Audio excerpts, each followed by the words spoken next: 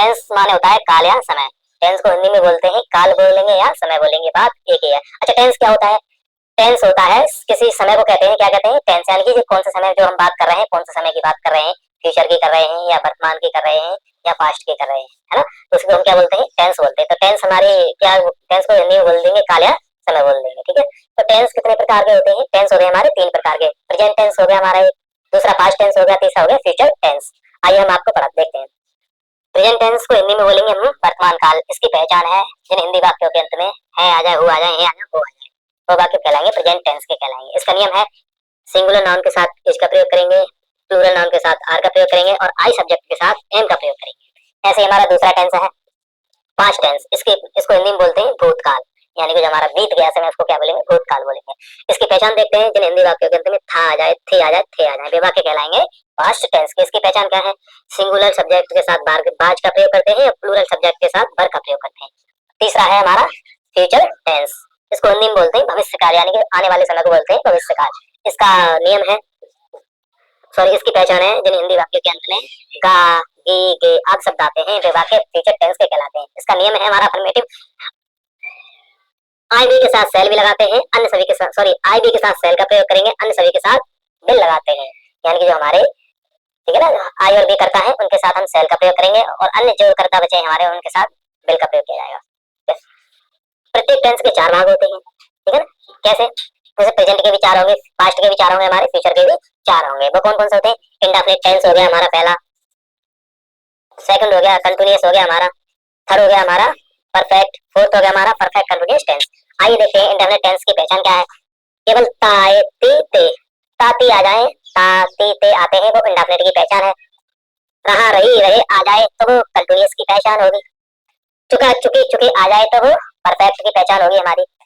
रहा रही रहे और समय भी आ जाए वो परफेक्ट कंटिन्यूअस की पहचान होगी हमारी। अभी हम बात नहीं प्रेजेंट, हम ना प्रेजेंट इंडेफिनिट टेंस की बात कर रहे हैं, ना पास्ट इंडेफिनिट टेंस की, ना पास्ट ना कंटिन्यूअस की बात कर रहे हैं, ना फ्यूचर कंटिन्यूअस की, ना फ्यूचर इंडेफिनिट टेंस की। हमें इन टेंसों की बात ही नहीं कर रहे हैं, केवल इन टेंसों के चार भागों की बात कर रहे हैं। उन चार भागों की पहचान है, ठीक है। अब हमें इन्हीं टेंसों को प्रेजेंट में कन्वर्ट, प्रेजेंट इस टेंस के चार भाग होते हैं ना, अब इस टेंस के चार भाग बनाते हैं। देखो अब यहाँ लगा देंगे हम प्रेजेंट, ये बन गया प्रेजेंट इंडेफिनिट टेंस। कौन सा बन गया? Present indefinite tense. अब इसकी पहचान क्या है? हमारी प्रेजेंट इंडेफिनिट की तो हमारी पहचान है ये, ता ती ते, हमें प्रेजेंट इंडेफिनिट की बनानी है, दोनों को मिक्स करके बनानी है। इसकी पहचान तो क्या आ जाएगा? हमारी प्रेजेंट की पहचान क्या है? तो क्या लगा देंगे इसके साथ? है है। ये किसकी पहचान बन गई? प्रेजेंट इंडेफिनिट टेंस की पहचान क्या बन गई? ता है, ती है, ते है। हमने कुछ नहीं किया है, प्रेजेंट की और इंडेफिनिट की हमने दोनों की पहचान मिक्स कर दी, तो क्या बन गया? प्रेजेंट इंडेफिनिट टेंस की पहचान। अब इसको कैसे पढ़ेंगे? जिन हिंदी वाक्यों के अंत में ता है, ते है आदि शब्द आते हैं, वे वाक्य प्रेजेंट इंडेफिनिट टेंस के होते हैं। अब ऐसे ही प्रेजेंट कंटीन्यूअस की बात करते हैं। ये अब कौन हो गया हमारा? Present continuous tense. अच्छा, कंटीन्यू केवल हमारे इतनी की पहचान क्या है? रहा रही रहे। हमें प्रेजेंट कंटीन्यूअस की बनानी है, क्या हमें प्रेजेंट की किसकी बनानी है? हमें प्रेजेंट कंटीन्यूअस की बनानी है पहचान। कुछ नहीं करना, हमें प्रेजेंट की पहचान रख लेनी है, बस खाली प्रेजेंट की पहचान क्या है ये रखिए। यार जो रहा है, रही है और रहे हैं, बन गई पहचान present perfect, sorry present continuous की। कैसे पढ़ेंगे इसको? जिन हिंदी वाक्यों के अंत में रहा है, रही है, रहे हैं आदि शब्द आते हैं, वे वाक्य प्रेजेंट कंटीन्यूअस टेंस के होते हैं। ऐसे हमें परफेक्ट की बनानी है, उसकी प्रेजेंट परफेक्ट की। मुझे उम्मीद है आप बना लोगे। क्या करना है? केवल ये रखना है, यही रखना है ना। इन परफेक्ट की तो पहचान क्या है? चुका चुकी चुके। अब हमें क्या बनाना है? प्रेजेंट परफेक्ट बनाना है। केवल हमें परफेक्ट नहीं छोड़ना, हमें प्रेजेंट परफेक्ट बनाना है। तो प्रेजेंट की पहचान क्या है हमारी? है है है। हमें पूरे प्रेजेंट परफेक्ट टेंस की पहचान क्या होगी? चुका है, चुकी है, चुके हैं। आ रही है बात समझ में आप सभी को? मुझे उम्मीद है आ रही है। अब ऐसे हमें प्रेजेंट परफेक्ट कंटीन्यूअस टेंस की पहचान बनानी है, तो हमें यहाँ पहले लिखना पड़ेगा present present perfect continuous tense. केवल हमारी परफेक्ट कंटीन्यूअस टेंस की पहचान क्या है? रहा रही रहे और समय दिया जाए, तो परफेक्ट कंटीन्यूअस की पहचान है ना? अब हम किसी टेंस की बात नहीं कर रहे हैं, क्या करेंगे? अब हमें बनानी है प्रेजेंट, हमें परफेक्ट कंटीन्यूअस में आगे हमने क्या जोड़ दिया? प्रेजेंट जोड़ दिया, तो क्या बन गया? Present perfect continuous tense. क्या बन गया? Present perfect continuous tense. हमें सिंपल सी बात है, क्या रखना है? हमें प्रेजेंट की पहचान रखनी है, जो हमारी प्रेजेंट की पहचान है चार वर्ड है, तो ही रखनी है है है। बन गई पहचान। क्या बन गई? प्रेजेंट परफेक्ट कंटीन्यूअस टेंस की पहचान क्या बनी? रहा है, रही है, रहेगी तथा समय भी दिया जाए, वे वाक्य प्रेजेंट परफेक्ट कंटीन्यूअस टेंस के होते हैं। ठीक है। अब इसी का हम प्रेजेंट इंडेफिनिट टेंस के अफर्मेटिव का नियम समझते हैं, ठीक है। प्रेजेंट टेंस कौन सा नियम समझेंगे? अफर्मेटिव यानी कि फर्स्ट।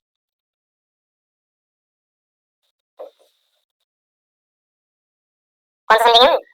फर्स्ट नियम। नियम क्या हमारा? सिंग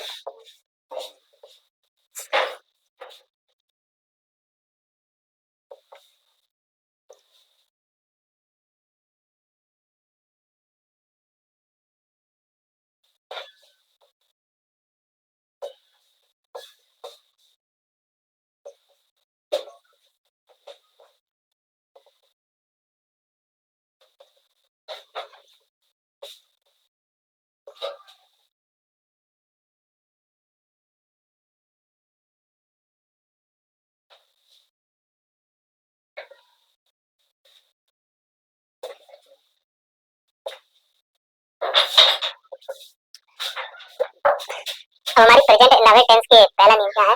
सिंगुलर नाउन्स के साथ यानी कि एक वचनकर्ता के साथ मेन वर्ब की फर्स्ट फॉर्म के अंत में एस या एस जोड़ते हैं। जो हमारी मेन वर्ब होगी सिंगुलर नाउन के साथ यानी कि जो हमारा एक सिंगुलर सब्जेक्ट होगा उसकी मेन वर्ब के फर्स्ट फॉर्म के अंत में एस या एस जोड़ेंगे, है ना। प्लूरल नाउन के साथ मेन वर्ब की फर्स्ट फॉर्म का ही प्रयोग करते हैं, है ना। जो हमारा बहुवचन सब्जेक्ट होगा, प्लूरल सब्जेक्ट होगा, उसकी उसमें मेन वर्ब का ही प्रयोग करेंगे, उसमें कोई छेड़खानी नहीं करेंगे, ठीक है। अब एग्जांपल देखते हैं। राम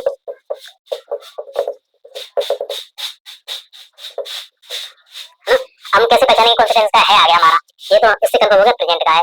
अब हमें ये कैसे पहचानेंगे कि कंटिन्यूअस है कि इंडेफिनिट है? हमने पढ़ा इंडेफिनिट पहचान का है था, तो कौन सा हो गया प्रेजेंट इंडेफिनिट टेंस। हमारा जो हमारा नाम है क्या है? सिंगुलर नाउन है, क्योंकि एक ही है ना। तो क्या होगा राम। हमारी वर्ब क्या है? पढ़ता, तो पढ़ता की क्या है? Read, R E A D. तो नियम में क्या दे रखा है? सिंगुलर नाउन के साथ मेन वर्ब की फर्स्ट फॉर्म के अंत में क्या लगाते हैं? ऐसे लगाते हैं। तो हमारा नाम क्या है? सिंगुलर सब्जेक्ट है, मेन वर्ब क्या है हमारी? रीड, इसके अंत में क्या रख देंगे? S, the book. ये हमारा हो गया एग्जाम्पल। सेकंड एग्जाम्पल देखते हैं। दे खाना खाते हैं। तो बे हमारा कौन सा सब्जेक्ट है? प्लूरल नाउन है, यानी कि ठीक है, प्लूरल सब्जेक्ट कह लो या प्लूरल नाउन कह लो, बात एक ही है। तो हमारा बे कौन सा नाउन है? प्लूरल नाउन है। तो प्लूरल नाउन के वर्ब के साथ क्या लाएंगे? मेन वर्ब के फर्स्ट फॉर्म के साथ कुछ नहीं लगाएंगे, तो क्या लगाएंगे? दे। इसकी मेन वर्ब क्या है? खाते, तो ईट। इसमें ऐसे ये लगाएंगे? नहीं लगाएंगे। क्यों? नियम क्या कह रहा है हमारा? प्लूरल नाउन के साथ मेन वर्ब की फर्स्ट फॉर्म का ही प्रयोग करते हैं। तो मेन वर्ब की फर्स्ट फॉर्म यही है, बस यही कर देंगे, हो गया बात पूरा। Eat the food. I hope ये आपको सब समझ में आया होगा। अगर समझ में ना आए कमेंट करें, वीडियो को लाइक और सब्सक्राइब करें चैनल को, और अपने दोस्तों के पास भेजें जो अंग्रेजी सीखना चाहते हैं। हाँ, वो कभी कोई गलती हो जाती है थोड़ी बहुत, तो बोलने चालने में, पहला दिन है, वीडियो का आ जाएगा। जय हिंद।